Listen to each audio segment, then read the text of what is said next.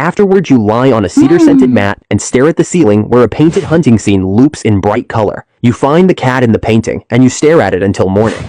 You decide not to think too much. Thinking too much will only open something you cannot close. Days become weeks. Weeks become a pattern. You learn the pattern, and you keep your face smooth. The older women say a smooth face is your greatest tool. They say this without pity, which is almost its own kind of pity. Then one morning, you cannot eat the bread. Your stomach turns at the smell of the oil. The mistress of the household watches your face over her clipboard of accounts. She sends for a physician. He is a priest doctor who smells of natron and old incense.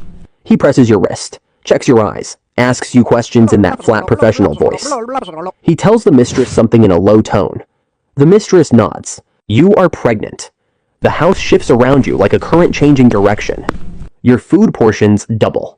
A servant is assigned to walk with you in the garden mornings and evenings. The lady of the house visits your chamber, which she has never done before. She stands in the doorway and looks at your stomach with an expression that is not quite hatred and not quite grief, but lives somewhere in between them. Then she leaves without speaking. That look will live in you longer than the visit. You ask your mother in your mind to put her hands on you. She doesn't answer because she is 100 miles south and doesn't know where you are. The labor takes 2 days. The midwives burn incense and recite spells and pour cool water on your forehead and tell you to push toward the light. You believe you are dying. You are not dying, though you do not know this until it is over. A girl. Their faces tell you what this means before their words do. A girl is living, healthy, beautiful. A girl is also not a son. The nobleman visits. He holds the baby for a moment with the careful distance of a man holding someone else's property. He nods. He leaves.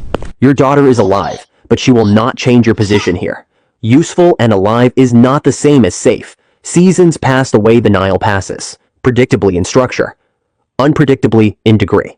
Flood season, planting season, harvest season. You watch Nefret become pregnant and then lose the baby in the 5th month.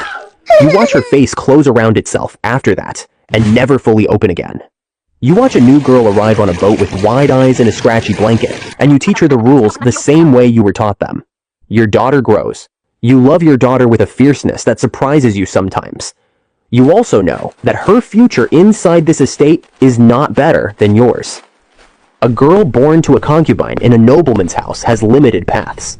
She can be married off to a minor official if she is lucky, a craftsman if she is less lucky, sold or given away if the estate hits lean years. You do not say this out loud. You think it in the mornings when you watch her chase the courtyard cats. The lady of the house eventually has a son. The estate erupts into celebration for 3 days.